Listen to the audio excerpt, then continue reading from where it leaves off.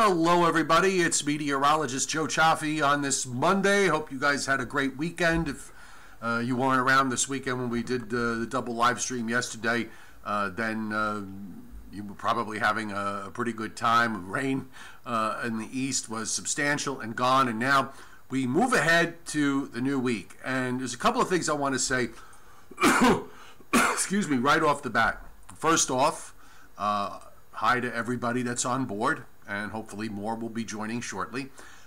We are seeing a continuation of the pattern that we have been in. That is that you've got this strong ridge in the Gulf of Alaska that remains unchanged, and you have the trough that's basically in the west, ridging in the east, and on it goes. So we get these transient cold shots that come through, and they last for a day or so, and then we warm up and we rain, and then we get cold again. That's going to continue for the next 10 days.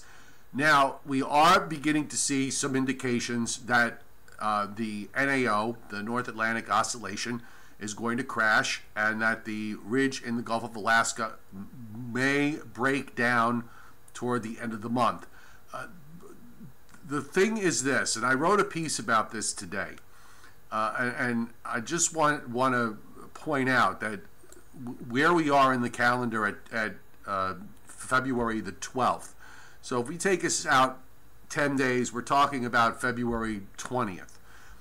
If we add to that another 5 or 6 days for the whole pattern to just kind of change to that blocky pattern, then we're talking about the last days of the month of February. So I think the problem is going to be the ticking clock and time.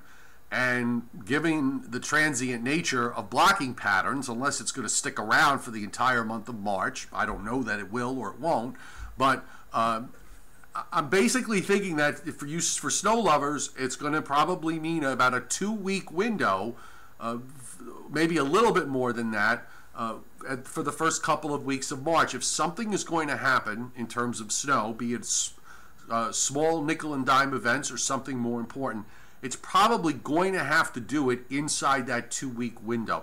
If we were in the middle of that pattern change now, if it was already getting underway today, then it would be a different story, because then you would be talking about the last 10 days of February plus the first half of March, possibly as a window. But because we're going to waste another 7 or 8 days at least before the wheels start turning, that pushes us back on the calendar. So if you follow what I'm saying here, the clock is going to be working against us.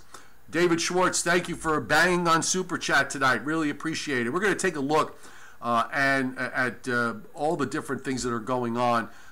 We'll do the short range later. I want to do the long range first, and give you an idea. First of all, let's go back to last week, because we actually have the map up that's effective for today, and this is what the model was forecasting, and it's probably not that far off here. You've got this Atlantic ridge out offshore, cold shots, the latest cold shot coming in. You've got energy out in the west. You've got this upper air system swinging around in Canada. When we move out a little bit further, again, these were the maps I showed you last week. We're going to go out a little bit further, and this was the model's forecast out 10 days, which was, at that time, was the day 16 forecast, okay, which took us to Sunday, February 25th. And what did we have? We had the trough in the west, ridge off the Atlantic coast, and the ridge, again, that stubborn ridge up in the Gulf of Alaska. Now, with respect to what's going on now, let me bring up the new GFS 10-day, which is going to be a little bit inside this period I just showed you, but I'll bring up the GFS 10-day forecast from today, and here you have it. So this is actually 3 days sooner, so you still got that ridge in the Gulf of Alaska, the Atlantic ridge off the east coast, and this deep trough that is running down through the west. That Gulf of Alaska ridge connects with the ridge off the southeast coast of the United States. But if you look up in the upper right corner, you can see where I have the word block written there. There's the beginnings of a strengthening upper high between Greenland and Northwest Europe. And the question is that block going to begin pressing westward? We were given some signs today that that might be the case.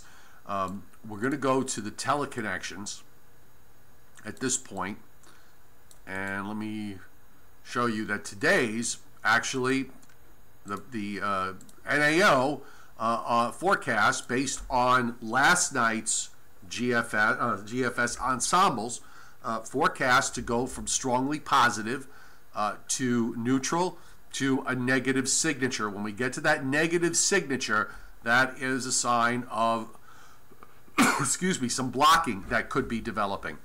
The Pacific North America pattern, still a bit of a problem, deeply negative. So this is as nasty as you can get the PNA, running up to still rather deeply negative, but less so at the end of the period. So it's showing basically troughing in the west, in particular in the northwest and northwest Canada. That is not what you want to see. You want to see that go into positive territory. It's no end all, folks. It doesn't necessarily have to be there, but you know, you got to work with what you got, and it's trending higher. You've got the EPO slightly negative right through the period, so at least that isn't.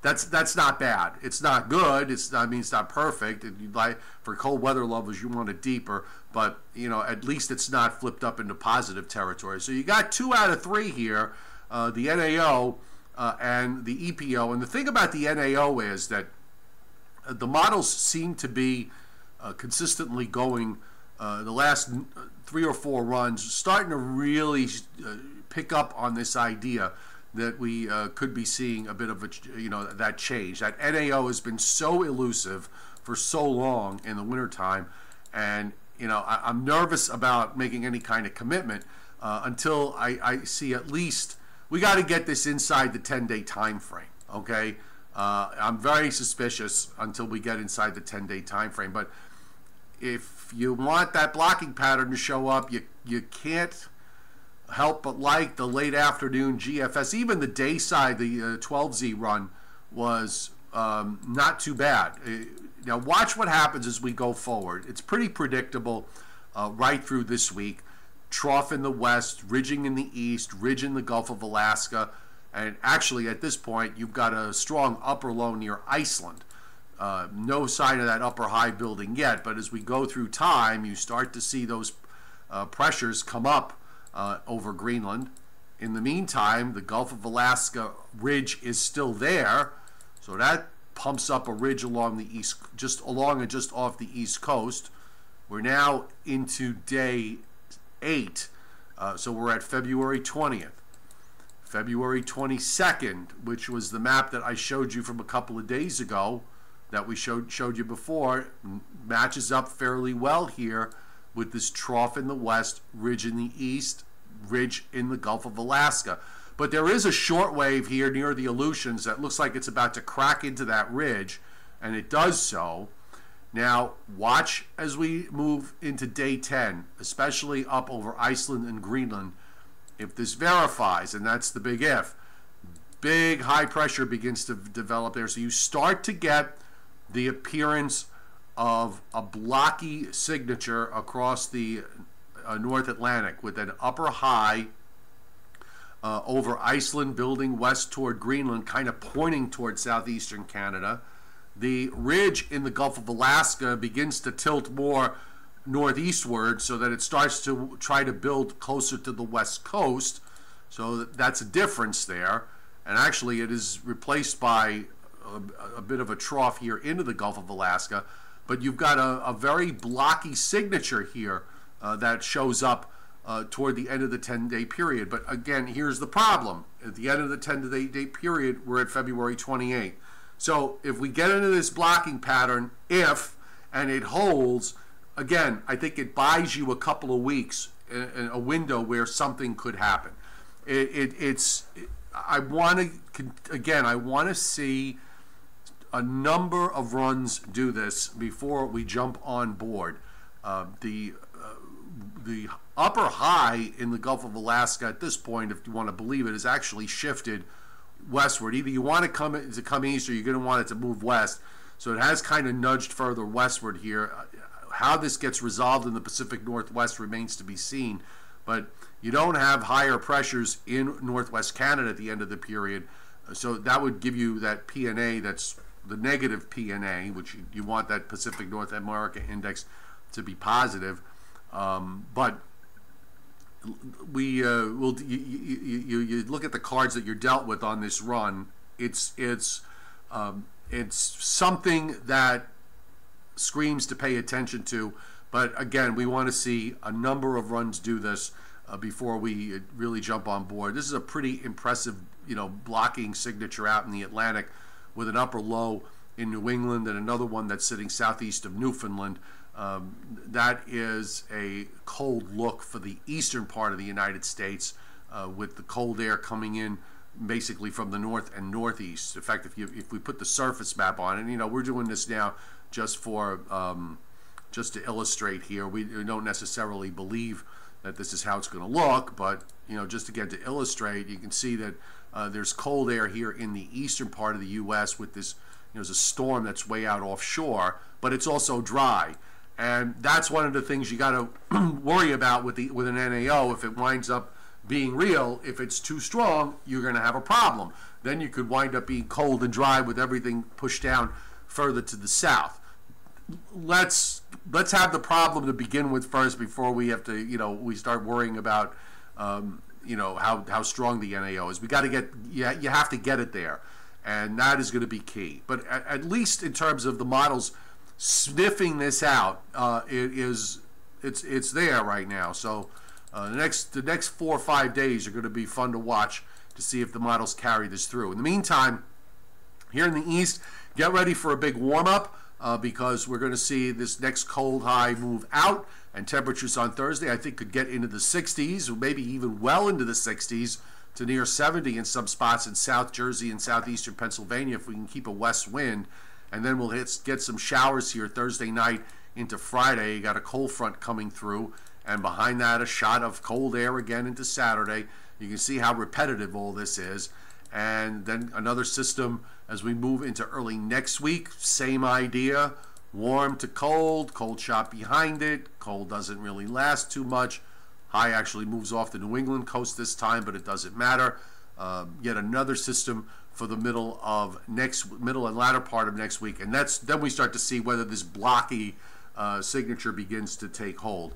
I want to take a look at Europe through all of this because I really didn't get a chance to take a look at what the impact of that blocking high, if it's real, is going to be for Western Europe.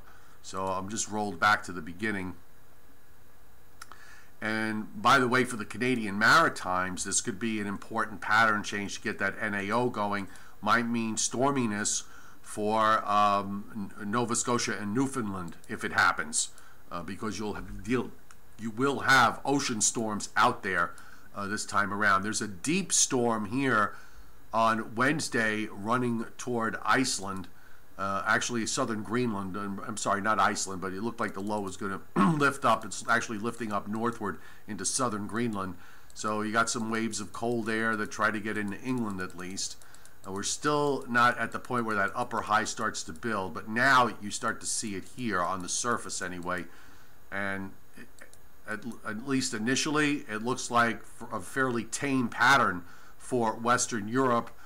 Snows as you go down into the Mediterranean, along the Adriatic, into parts of Greece, and then that low moves out. But you've got this big high. Look at that. That's a big surface high that's sitting over Greenland. So this is cold air that's going to get drawn southward. I'm going to be curious. What are the anomalies here?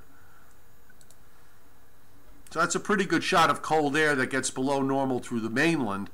You start to get into near or slightly above normal over England. Let me back this up. Let's run the anomalies through. So you got, the in and out for a little while, and then until the upper high, until the surface and upper high begin to build there. There's most of the cold air seems to be, southern England on eastward. So it looks like a fairly cold period here for much of Europe, especially the latter part. When that upper high really gets going, you start to get into some pretty intense below average temperatures across much of Europe here, and pushing south into Italy and so on. Let me just really fast, we'll pull up the snow next 10 days. Nothing too crazy here. Relatively benign in terms of storm activity, except down near the Adriatic, and certainly in these mountains down here, you're looking at some pretty hefty snows. In the Canadian Maritimes, the blocking signature comes after day 10. This is the snowfall before day 10, which looks pretty average, I guess. But as we put the surface map on here, we can see beyond day 10. You start to get these ocean storms that are going to play a role here. Here's one low moving into southern Newfoundland. This is by day 12, and you can see it actually drops southward from there. That's part of that blocky signature that we're getting. So I'm going to be curious to see if it plays. We've been telegraphing the fact that it would make sense for us to go into a blocking pattern at this point, going into with this that split that split going on in the stratosphere, the polar vortex splitting. Even though the bulk of that vortex would kind of tilt the cold more westward, there may be some complicating factors with that. I don't know. We'll see. This kind of a split doesn't happen too often, so for many it might be a first-time observation in terms of what the outcome is. Kind of hard to forecast, so we'll just have to wait to watch it play out. Just really fast to give you the snowfall for the next 10 days, and we'll run through the surface map. The GFS, again, don't take it literally, but you get an idea of where the storm track is right along the Canadian border here, where you get the bulk of the snows, with much less extending down. Even upstate New York and northern New England don't get too much in this stretch here. More of the action seems to be concentrated in the west, which would make sense because of the trough being out there. And I'll just put the 2-meter temperatures on, and you can watch the warmer air pushing into the east. There you have it here for the end of this week. Then that shot of cold air comes down, then another warm up toward the middle of next week, and then you start to get the colder air. Once we get past day 11 and 12, the general theme now is the fact that you've got this blockiness, so you're going to have colder air. Notice, by the way, the temperatures in Canada through all of this, you got the nights being cold, but the days aren't all that cold here at the end of the period, but who knows with that. This is one of the things you got to remember, folks. We're getting to that time of year now, just in general, with these temperature swings that are occurring, that are going to occur in this pattern when these cold shots move out. The warm-ups are going to get, depending on clouds and a few other factors, you're going to wind up with the warm-ups getting pushing temperatures up a little bit higher each time. So not a big shock that we could see temperatures up into the 60s here where I am on Thursday, and hopefully it'll come with a little bit of sun in between the 2 rounds of showers that we'll get, so we can have a chance to enjoy it. So let me join you guys up on the board here, but big hello back. Won't go one by one. Icon showing snow event on Sunday. I didn't see that. Hold on. I doubt it. But let's see. Oh, I see what you're saying. Okay, so it's got that surface low that's down off the southeast coast. Yeah, I mean, look, it would have to time out perfectly with the next cold shot. I don't know that I would forecast that. If we look at the GFS, not that that makes it right, but just to give the GFS's view of this, everything is pretty suppressed. You do have some something going out off the Virginia coast here, on Saturday, it's hard to tell. It's hard to see how there could be more room for something to come further north. The flow in the upper air is not exactly something that, you could barely find a short wave here. It's sort of a flat westerly flow. So I don't know that you could get too much out of this with the trough the way it is. I wouldn't put it in the forecast at this point, Danielo. Let's see. Yeah, spring will arrive on March 21st, astronomically speaking, even though the weather may be doing different things, and sometimes those things do not match. So you get the idea here, folks. There's always something to have fun with, and we're going to have fun to watch to see if this winds up playing out. Mimi says, we here on Long Island, we had record temperatures the day before. We just passed the anniversary of last year's storm, where we had temperatures in the 60s the day before, and when the snow started 12 hours later, we basically went from 60 to 19 in about 12 or 13 hours time. So it is doable. I don't get too worked up over what is it going on ahead of it and what goes on. It's more important in terms of what you have coming in behind it. When you have these weather systems, particularly when you get into late February and March, you're going to see a lot more volatility in the upper. You're going to see a lot more volatility in the surface temperatures for the most part. So don't get too worked up over the fact that it's 60 one day and snowing the next. It can happen, and it does happen, and it happens all the time. Every time it happens, people think it has happened for the first time. It used to happen. When I was young, I can remember in the 70s, and the pattern that we had, it happened almost every year. So it just is what it is. I'm just trying to get some of your thoughts. Nick Cortez, the pattern right now is not. There's no way to sustain cold air. Cold air masses come in shots that last for a day or two. It's not a big deal that it's mild for February. We were mild in February last year. It happens. Go back and look at records. It happens. And thank you for hitting Super Chat, by the way. I'm not yelling at you. I'm just saying, none of this is new. None of what we've seen is anything that we haven't seen before a million times. If you're into weather, you kind of pay attention to this over a number of years.